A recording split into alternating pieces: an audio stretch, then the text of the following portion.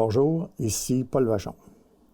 Nous avons vu la semaine dernière la chasse gardée américaine. On est toujours dans le contexte de guerre froide entre 1945 et 1990 et nous allons aller voir maintenant le Proche et le Moyen-Orient. Qu'est-ce que c'est que le Proche et Moyen-Orient? Bien, c'est une région qui constitue une mosaïque de peuples, une mosaïque de religions, une mosaïque de cultures. Alors, c'est l'ensemble de ça. Et cette région-là est tributaire de décisions qui ont été prises en 1918. Après la Première Guerre mondiale, il y a eu le traité de Versailles et d'autres traités, traité de Sèvres, traité de Locarno, etc. Et à un moment donné, les Britanniques et les Français se sont partagés la région du Moyen-Orient, du Proche et du Moyen-Orient. Une mosaïque de peuples, d'abord, elle est constituée majoritairement d'Arabes, mais ce ne sont pas tous des Arabes. Souvent, on a l'impression que ce soit l'Arabie saoudite, l'Égypte, la Syrie, etc., l'Iran, c'est tous des Arabes. C'est pas ça. C'est majoritairement des Arabes, mais il y a également d'autres peuples. L'Iran, par exemple, ce ne sont pas des Arabes, ce sont des Perses, avec une langue et une culture différente. Il y a également les Juifs, qui, en 1948, vont avoir un État, l'État d'Israël qui va être créé en 1948. Alors, il y a des Juifs. Il y a des Kurdes aussi, qui est un peuple sans État, qui est à la frontière de différents pays, la Turquie, la Syrie, l'Irak. Et il y a aussi le peuple turc, qui n'est pas arabe. Et il y a des peuples sans État. On a parlé des Kurdes, mais il y a aussi les Palestiniens. Puis, en quelque sorte, les Juifs qui avaient une diaspora, mais qui se sont créés un État en 1948. C'est une mosaïque de religions aussi. La religion prédominante dans cette région-là est la religion musulmane. Mais les musulmans sont divisés en deux groupes, les sunnites et les chiites étant concentrés majoritairement en Iran. Mais il y en a également à l'intérieur du monde arabe, comme il y a des sunnites en Iran. Il y a également des Juifs à l'État d'Israël et il y a aussi des chrétiens. Il y en a en Syrie, il y en a un peu partout des chrétiens qui sont de différentes obédiences, un petit peu partout dans le monde arabe, mais qui sont en nette minorité. Alors, ça crée une situation de conflit presque permanent et nous allons aller en voir quelques-uns. On va commencer par l'Égypte. L'Égypte est un très bon exemple de la situation de guerre froide. En 1952, le colonel Nasser prend le pouvoir en Égypte. Et Nasser il veut évidemment faire des réformes. Et la principale économie, je vous dirais, de l'Égypte à l'époque, qui n'est pas entre les mains des Égyptiens, c'est le canal de Suez. Le canal de Suez avait été percé en 1900 et depuis cette époque-là, ça fait plus de 50 ans que le canal de Suez, les Égyptiens en ont quelques redevances, mais c'est entre les mains d'entreprises britanniques et françaises, le canal de Suez. Et Nasser va demander aux Occidentaux de contribuer, d'aider l'Égypte à payer un barrage qu'il veut faire pour emmener de l'énergie, de l'électricité en Égypte, le barrage d'Aswan. Et les Occidentaux vont refuser. Une belle opportunité maintenant pour l'Union soviétique. Si les Occidentaux refusent, l'Union soviétique va accepter d'être partenaire et de financer en partie le barrage d'Aswan. Mais les fonds ne sont pas suffisants. Alors Nasser va décider, en représailles aussi, parce qu'il n'est pas tellement content de la décision occidentale, Nasser va décider de nationaliser le canal de Suez, qui est contrôlé, comme on l'a dit, par les Britanniques et les Français, pour aider à payer le barrage. Devant cette situation-là, les Britanniques et les Français vont réagir. Qu'est-ce qu'ils vont faire? Il va y avoir une entente secrète à Sèvres, qu'on appelle les accords de Sèvres, qui est secret, où c'est l'État d'Israël, le Royaume-Uni et la France qui vont se rencontrer et ils vont décider d'une intervention.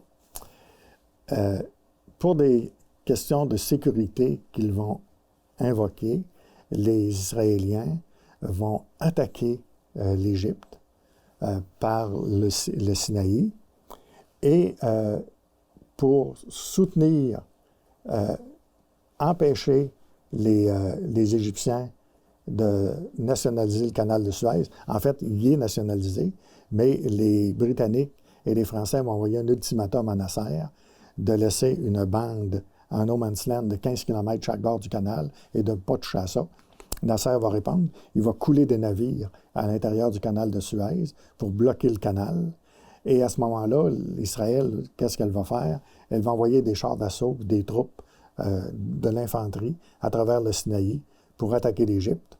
Et les Américains puis les Français vont envoyer des navires et des militaires, des parachutistes, qui vont atterrir dans la région du canal de Suez et s'emparer des infrastructures, ce qu'ils vont faire. Il y a juste une chose que les Britanniques, les Français et les Israéliens ont oublié, c'est d'avertir les Américains. Alors, les Russes et les Américains ne sont pas au courant de ce coup-là de la part du Royaume-Uni, de la France et de la Grande-Bretagne.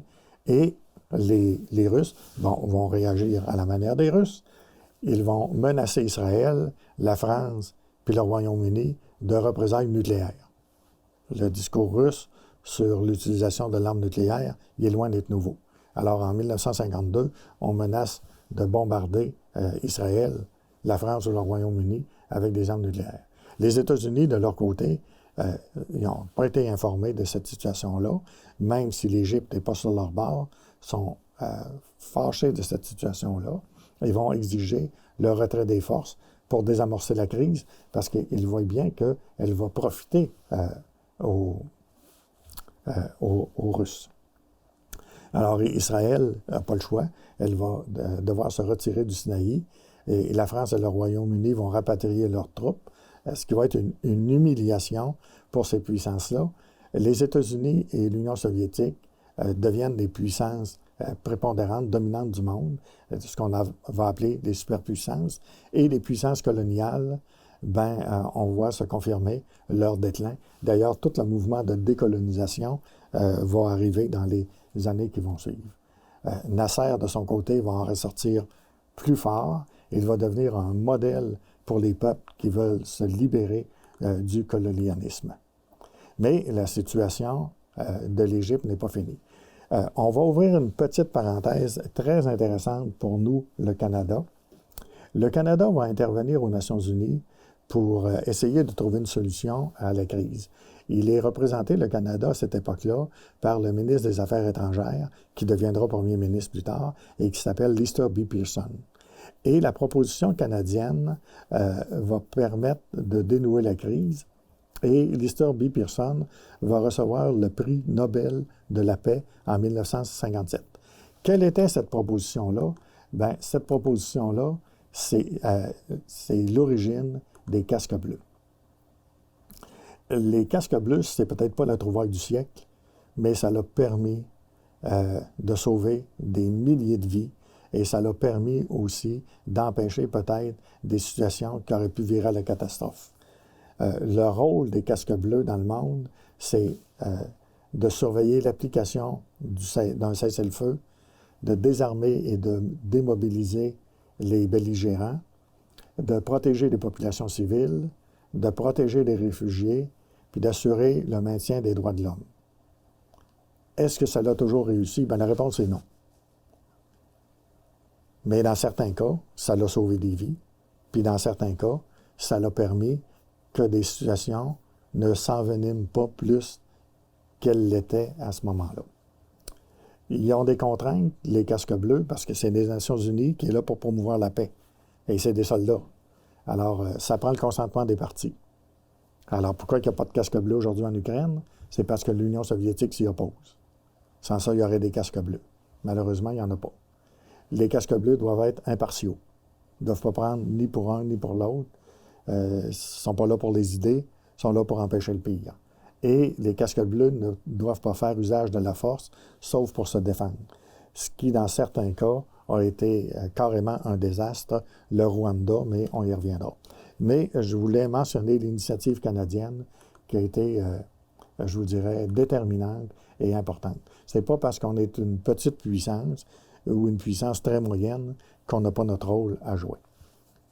Allons voir maintenant l'État d'Israël. En 1948, lorsque les Britanniques avait Israël sous mandat, vont se retirer. Israël va annoncer la création de l'État d'Israël le lendemain du départ des Britanniques, en 1948. Il y a une sympathie. Il ne faut pas oublier, il était en 1948, là, ça fait 3 ans que la Seconde Guerre mondiale est terminée, puis on se souvient des camps de concentration, du procès de Nuremberg, de l'extermination des Juifs. Alors, il y a une immense sympathie pour l'État d'Israël à cette époque-là. Sauf que créer l'État d'Israël, c'est une chose. Mais il y avait du monde qui vivait là dans ce pays-là auparavant. On a beau dire que c'est un nouvel État qui est créé, mais il a été créé sur le territoire des autres. Alors, les Arabes n'acceptent pas ce partage-là. Et ça va entraîner une guerre entre Israël puis le monde arabe. 7 pays vont se coaliser contre Israël. Et Israël va gagner la guerre, malgré le fait qu'ils sont mal organisés, mal structurés, mais ils vont réussir à gagner contre les pays arabes et agrandir quelque peu leur territoire. Le résultat de ça, c'est qu'il va y avoir des changements de population. 700 000 Palestiniens vont quitter, vont s'exiler dans des pays arabes, et l'inverse aussi, des populations juives qui habitaient dans le monde arabe, qui vont s'en aller dans l'État d'Israël, parce que, bien sûr, qu'il va y avoir beaucoup de répression dans un cas comme dans l'autre. Israël est un pays en sursis. Israël est un pays qui est constamment en guerre. J'ai pris juste entre 1948 et 1990 les conflits. Il y en a plus d'une vingtaine. On ne les verra pas toutes. On va en voir seulement que quelques-uns, dont la guerre des 6 jours. Israël va déclarer la guerre à l'Égypte, la Jordanie et la Syrie. D'une part pour agrandir son territoire, mais surtout aussi à cause des multiples conflits qu'il y a constamment. Alors, Israël va s'emparer dans la guerre des 6 jours de territoires, dont la bande de Gaza et toute la région du Sinaï. Israël va tripler son territoire. Les États-Unis et l'Union soviétique vont intervenir pour un cessez-le-feu. Israël en ressort vainqueur et son prestige va s'accroître. On est en 1967, c'est ce qu'on appelle la guerre des 6 jours, qui évidemment a duré 6 jours. En 1973, une autre guerre éclate, mais là c'est l'inverse, la guerre du Kippour. Le Yom Kippour est une fête juive, le jeûne, et c'est un jour férié, alors c'est généralement tranquille. Et l'Égypte et la Syrie vont attaquer par surprise Israël afin de récupérer les territoires qu'ils ont perdus en 1967 lors de la guerre des 6 jours. Les Égyptiens et les Syriens, avec l'effet de surprise, vont gagner au début, mais Israël va réussir à reprendre le dessus, à faire une contre-offensive et même franchir les limites du canal de Suez et être en Égypte. Et là, il va y avoir une réaction arabe différente de ce qu'elle a été auparavant. C'est l'OPEP, l'Organisation des pays exportateurs de pétrole, qui vont décider d'augmenter le prix du pétrole de 70 % et de baisser la production, ce qui va nous emmener la première crise pétrolière, le choc pétrolier. Et vous savez comment que l'Amérique, et les Amériques et l'Europe dépendent du pétrole. Alors, évidemment qu'il va y avoir une demande de cessez-le-feu et l'Union soviétique va menacer Israël de représailles nucléaires. Alors, ça va être extrêmement difficile. Et qu'est-ce qui va se passer? Bien, il va y avoir des accords de Camp David en 1978, où il va y avoir un traité de paix entre Israël et l'Égypte. Pas avec la Syrie, mais entre Israël et l'Égypte. L'Égypte va récupérer toute la région du Sinaï et Israël va se retirer des territoires conquis. En échange, l'Égypte reconnaît Israël et ne l'attaquera plus. Ça ne fait pas l'affaire du monde arabe, qui vont exclure l'Égypte de la Ligue arabe, et ça ne fait pas l'affaire de beaucoup d'Égyptiens qui se sont toujours battus contre l'État d'Israël. En 1981, il y a toujours un défilé militaire annuel qui est organisé en Égypte, et le président de l'époque, qui s'appelle Anwar al-Sadat, sera assassiné par des militaires égyptiens, et tout ça les télévisions étant maintenant omniprésentes, tout sera montré au public, malheureusement. Le bilan de cette guerre-là aura fait 12 000 morts. Et malheureusement, ce n'est pas fini. Israël, la guerre continue. Ce coup-là, c'est contre le Liban en 1982. Pourquoi qu'Israël a envahi une partie du Liban? C'est qu'il y a eu une nouvelle organisation qui a été créée qui s'appelle l'Organisation de libération de la Palestine, qui est sous la gouvernance de Yasser Arafat. Et l'OLP utilise le Liban, Beyrouth, pour être capable de faire des représailles sur l'État d'Israël et bombarder des villes frontalières à partir du Liban. Il y a une guerre civile au Liban et il y a des milices chrétiennes, il y a les musulmans. La religion, maintenant, revêt une importance parce que ça devient le ciment qui soude les Arabes contre l'ennemi commun, qui est Israël. Et il va y avoir un massacre des villages de Sabra et Shatila, où les habitants vont être massacrés pour se venger de l'assassinat du président du Liban, Bachir Gemayel. Cette série-là d'assassinats, de meurtres, de vengeance, ne fait qu'entraîner la même chose, la revanche, l'assassinat, le meurtre, etc. Tu n'en sors pas. Il faut trouver des moyens de trouver la paix. Malheureusement, pour l'État d'Israël, ce n'est pas encore fait. Ça nous emmène en 1987 pour parler de la première intifada. Qu'est-ce que c'est qu'intifada? C'est un mot arabe qui veut dire soulèvement. Alors, la première intifada va se passer en 1987. C'est un incident. En fait, il y en a eu deux. Pareil comme en Iran, où la jeune femme, dont on voyait une mèche de cheveux, qui a été probablement assassinée par les milices, qui met le feu aux poudres. C'est la même chose qui s'est produite en 1987.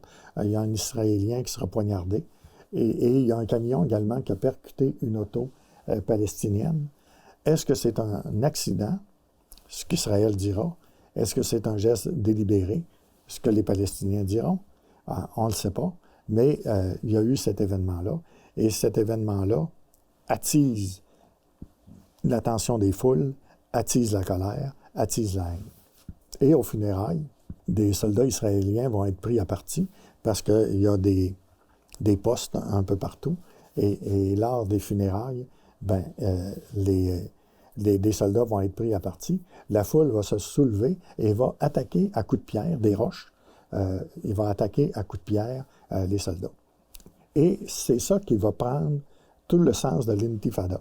L'intifada, c'est le soulèvement du peuple qui se bat à coups de pierre, à coups de roches, contre des militaires israéliens très bien organisés, ayant des fusils d'assaut. Alors, le climat de sympathie envers Israël diminue considérablement. Des soldats qui se battent contre des adolescents qui leur jettent des roches. Et en plus de ça, quand on les attrape, on leur casse les bras. C'est difficile de les tuer, alors on leur casse les bras pour ne plus qu'ils jettent des roches. Et en plus de ça, l'OLP se divise et se crée le Hamas. Et le Hamas déclare que la Palestine est une terre musulmane, donc une terre sacrée, et que l'État d'Israël doit disparaître. Alors on est loin, très loin de la paix. Et il y aura une deuxième intifada, mais on verra ça dans les années 90 à aujourd'hui. Transportons-nous maintenant en Iran. En 1952, il y a un premier ministre qui est élu démocratiquement, qui prend le pouvoir. En fait, c'est une monarchie, l'Iran. Il y a toujours le Shah qui règne, mais c'est une monarchie constitutionnelle, si vous voulez. Un modèle semblable à ça. Et Mohamed Mossadegh prend le pouvoir en 1952 comme premier ministre. Et ce qu'il va faire, c'est qu'il va emmener une série de réformes. Et le Shah, à cette époque-là, appuie ces réformes-là. Et on va nationaliser la compagnie Anglo Petroleum, qui est aujourd'hui BP, British Petroleum. Pourquoi? Parce qu'on va découvrir que BP, il y avait une entente entre les compagnies pétrolières et le gouvernement iranien qui recevait des redevances, des profits que les compagnies pétrolières faisaient, mais BP a caché les profits et le gouvernement ne recevait pas la juste part qu'il devait recevoir.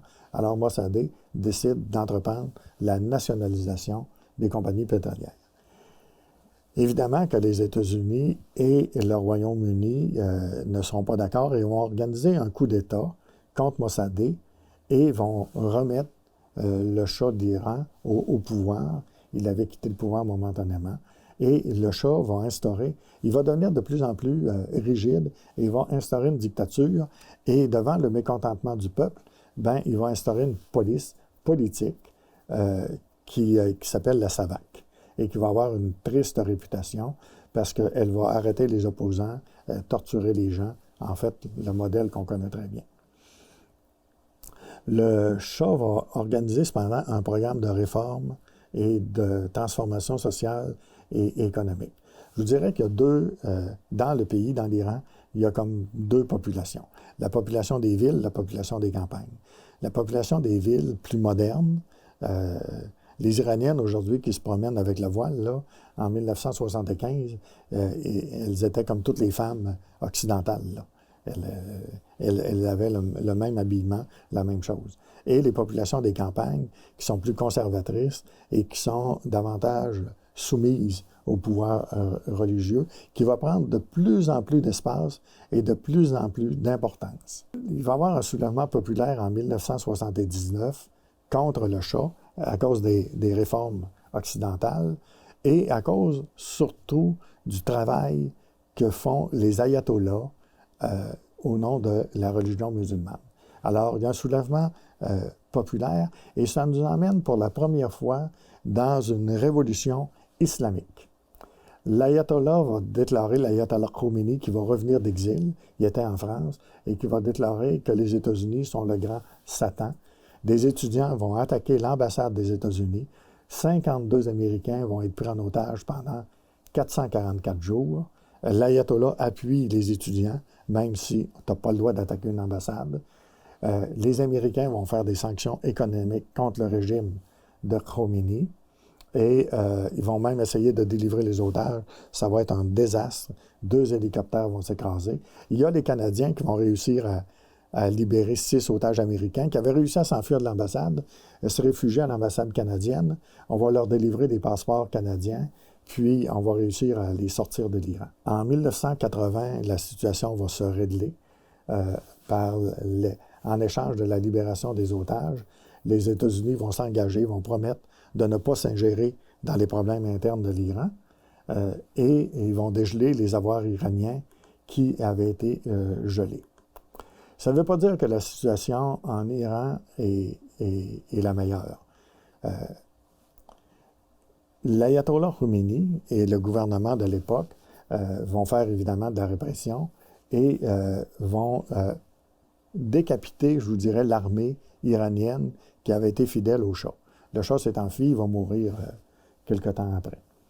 Et à ce moment-là, le pays voisin, beaucoup plus petit, beaucoup plus faible, va décider de s'attaquer à l'Iran, pensant que l'Iran était déstabilisé à cause de la révolution, que l'armée était passée de 500 000 hommes à 250 000, qu'il y avait eu des purges dans l'armée, que c'était le temps maintenant de régler nos comptes avec l'Iran. Et l'Irak attaque, sans déclaration de guerre, attaque l'Iran. Khomeini, pour sa part, a créé les Gardiens de la Révolution, qui est une milice chiite, fanatique, les Gardiens de la Révolution, et qui vont remplacer, qui vont se battre à côté des forces armées, mais ils sont plus fanatisés, ils ont plus d'ardeur au combat, et très rapidement, les Iraniens vont refouler les troupes, très rapidement. Ça a quand même duré 8 ans, là. Ils vont refouler les troupes irakiennes, qui vont s'enterrer dans des tranchées et on va se ramasser comme durant la Première Guerre mondiale, avec des barbelés, puis l'utilisation d'armes chimiques qui sera utilisée à maintes fois dans cette guerre-là épouvantable. Alors, en 1981, une contre-attaque de l'Iran, et ils occupent une partie du territoire irakien. Et l'Iran demande la destitution de Saddam Hussein et l'instauration d'un régime islamique, ce que certains pays avaient peur, entre autres l'Arabie saoudite et d'autres pays, parce que la révolution islamique va leur faire perdre le pouvoir, parce que ce sont des monarchies, des dictatures. Alors si il s'en vient une révolution islamique, c'est les religieux qui vont prendre le pouvoir. Et en même temps, il y a des pays occidentaux ou d'autres qui profitent de cette situation-là parce qu'ils vendent des armes. Citons la France, les États-Unis, l'Union soviétique, le Brésil, l'Égypte, qui sont des vendeurs d'armes.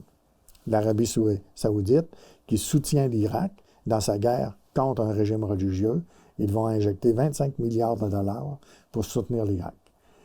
Et les États-Unis, de leur côté, vont escorter des convois de pétroliers parce qu'on ne veut pas que les belligérants s'attaquent aux pétroliers et vont même bombarder des plateformes.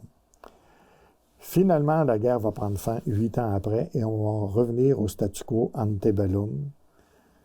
Plus entre 600 000 morts et 1 million de morts, le statu quo revient à la situation antérieure à 1975. Je vous remercie. À la prochaine.